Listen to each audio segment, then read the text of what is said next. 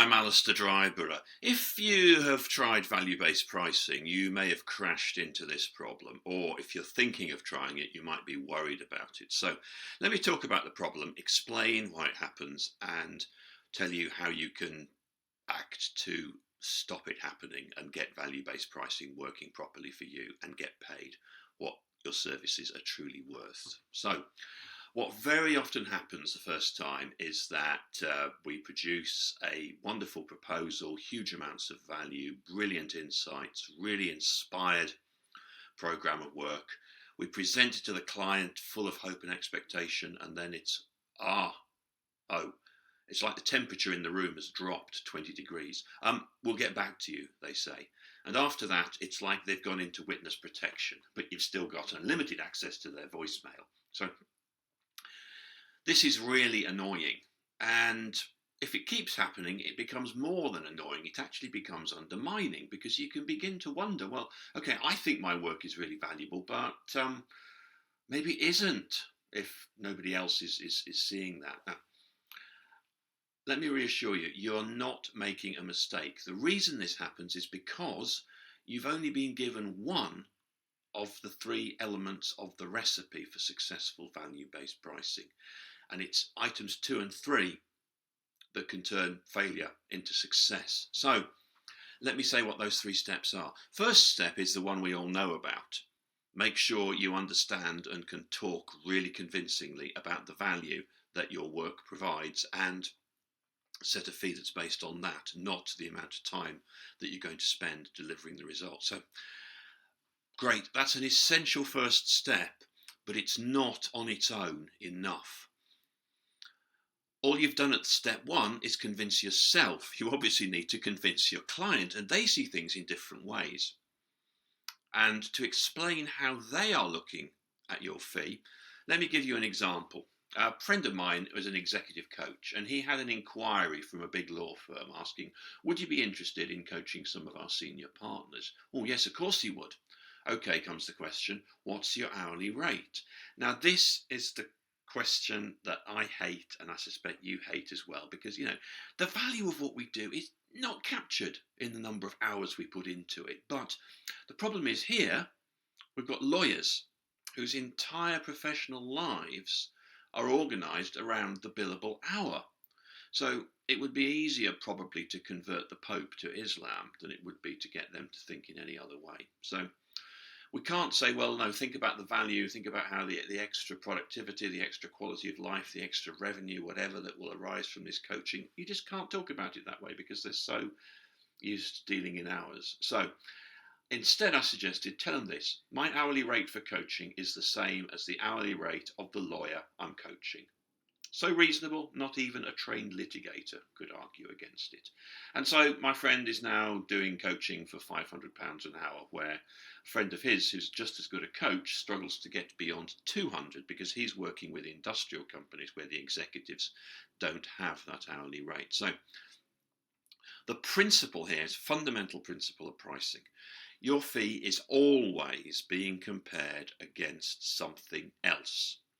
And it's our responsibility as consultants and advisors and creative agencies to make sure that we provide a valid and helpful point of comparison, as in the coaching example.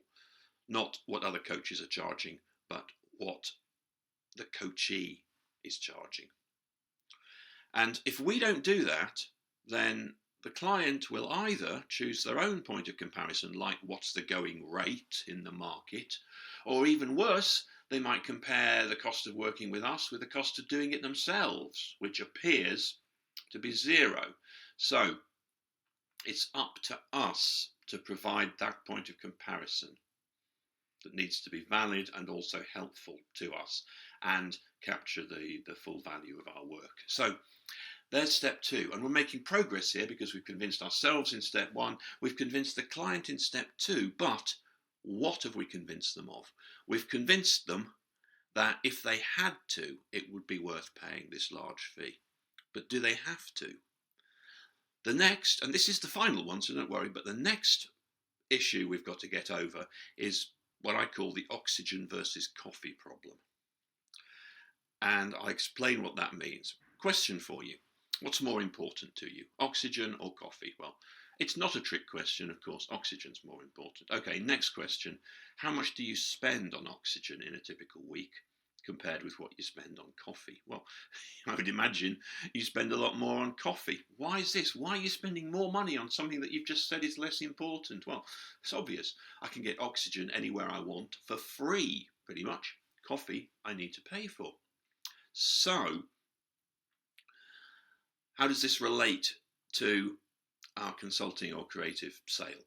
Well, if your client says, yes, it would make sense for me to pay this amount for these services, but I can get something which is apparently the same for less from a competitor, I would be irresponsible not to take that opportunity, wouldn't I? So we need to create a situation where our services look like coffee, i.e. supply is limited, needs to be paid for, not oxygen available in lots of places for free. And there are various ways of doing this, but the best one for my money is come up with a proprietary framework, system, process, which only you have. Now, the big consulting firms like McKinsey are brilliant at this. You can look at, for instance, McKinsey's 5 Ps to instill purpose in your organization, 5 steps, each beginning with P. And you don't need to know what those steps are. You know that they've got 5 steps, so they've clearly done this lots of times. They've got it worked out. They're going to guarantee you a result, and you're going to spend a lot of money on it. And I did this with a client, digital agency. They had a little, well, it seemed like a little thing they did for their clients, piece of strategic market research, which they used the very unsexy term gap analysis for. And they were doing it just as almost as a service item, £3,000, £4,000, £5,000 a time. And we realized, hey, this thing is hugely valuable. You are uncovering entirely new, untapped markets here. It's got to be worth £3,000 or £5,000, more than £3,000 or £5,000.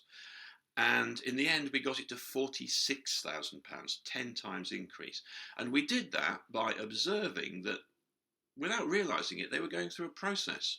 And there were 7 steps to this process. And in fact, it wasn't hard to make each of those 7 steps begin with C, customer, channel, competitors, and some others. So now we had the 7 C's process, which only this agency offers. And that is how we got from 3 or 4 or 5,000 to £46,000. So there is the complete recipe. Step 1, the bit everybody talks about and everybody knows about and you've probably already tried, convince yourself of the full value of your services. Secondly, set up the right comparison so that your prospective client sees the full value of their services. And third, create the situation, solve the oxygen versus coffee problem, create the situation where it's clear that they can only get this huge value from you.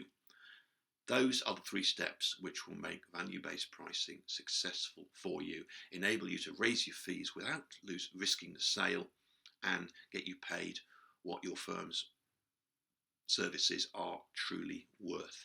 If you'd like to find out more, there is a free guide, How to Raise Your Fees Without Risking the Sale, which you can download from the URL which is coming up right now.